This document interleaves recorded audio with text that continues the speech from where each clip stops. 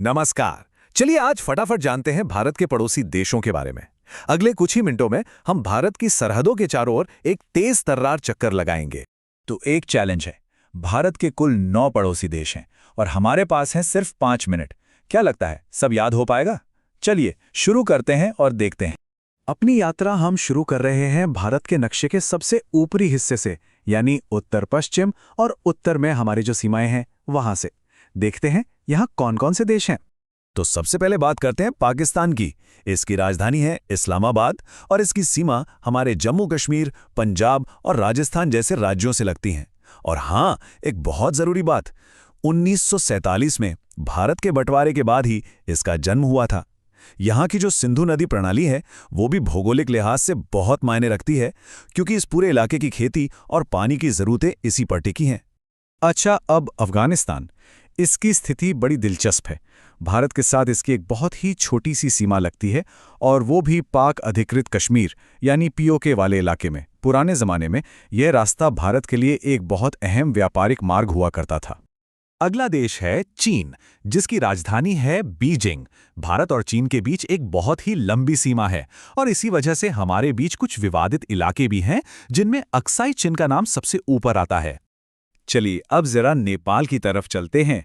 राजधानी तो सबको पता है, काठमांडू। लेकिन सबसे खास बात है भारत और नेपाल के बीच की खुली सीमा। मतलब आने जाने के लिए किसी वीज़ा की ज़रूरत नहीं है। ये चीज़ दोनों देशों के गहरे और अनोखे रिश्ते को दिखाती है। और हाँ, जब भी नेपाल का जिक्र आता है तो माउंट एवरेस्ट को भला कैसे कोई भूल सकता है? दुनिया की ये सबसे ऊंची चोटी नेपाल में ही है। ये सवाल तो एग्जाम में अक्सर पूछा जाता है।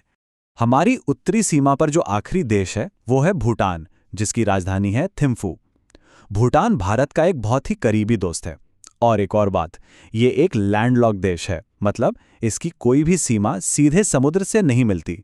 ठीक है, तो अब हम भारत की पूर्वी सीमा की ओर बढ़ रहे हैं। यहाँ हमारे दो बहुत ही महत्वपूर्ण पड़ोसी देश बसे हैं। यहाँ सबसे पहले आता है बांग्लादेश, राजधानी ढाका। जैसा कि हम जानते हैं ये 1971 में एक आज़ाद मुल्क बना। और अगर भूगोल की बात करें तो ये दुनिया के सबसे बड़े डेल्टा, गंगा ब्रह्मपुत्रा डेल्टा पर बसा हुआ है।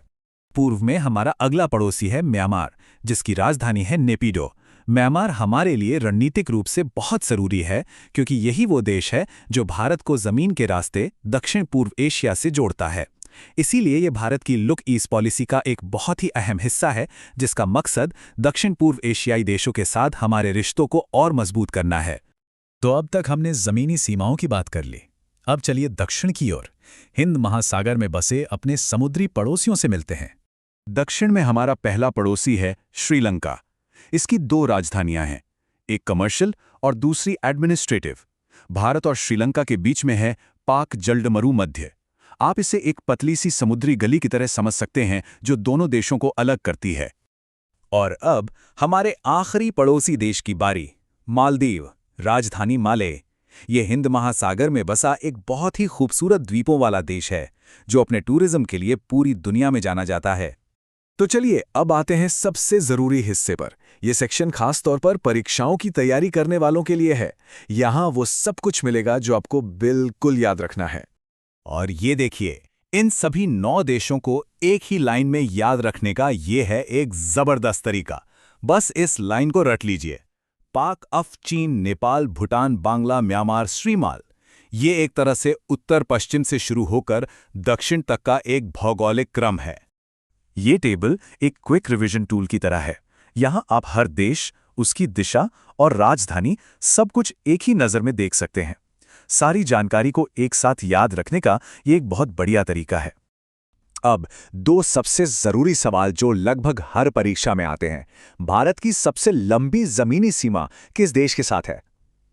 इसका जवाब है बांग्लादेश। और सबसे छोटी, वो है अफगानिस्तान। इसे तो बिल्कुल मत भूलिएगा।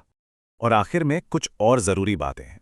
हमारे 2 पड़ोसी द्वीपीय देश हैं, श्रीलंका और मालदीव। और कुल मिलाकर भारत के 7 ऐसे पड़ोसी हैं जिनकी जमीनी सीमा हमसे लगती है। तो ये थे भारत के 9 पड़ोसी देश, वो भी 5 मिनट के अंदर। अब जाते जाते एक सवाल आपके लिए छोड़ जाते हैं कि इनमें से वो कौन सा पड़ोसी है जिसके साथ भारत का भविष्य सबसे ज्यादा जुड़ा हुआ है। इस पर जरूर सोचिएगा।